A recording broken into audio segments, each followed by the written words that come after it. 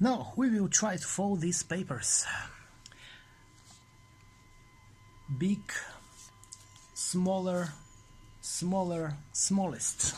Number one, 1 time, 2 times, 3 times, 4 times, 5 times, 6 times. This one, 1, 2, 3, 4, 5, 6, 6. 1, 2, 3, 4, 5, 6. 6.5.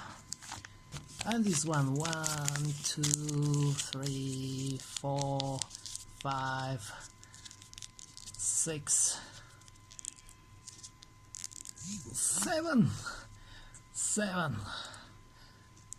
That's it.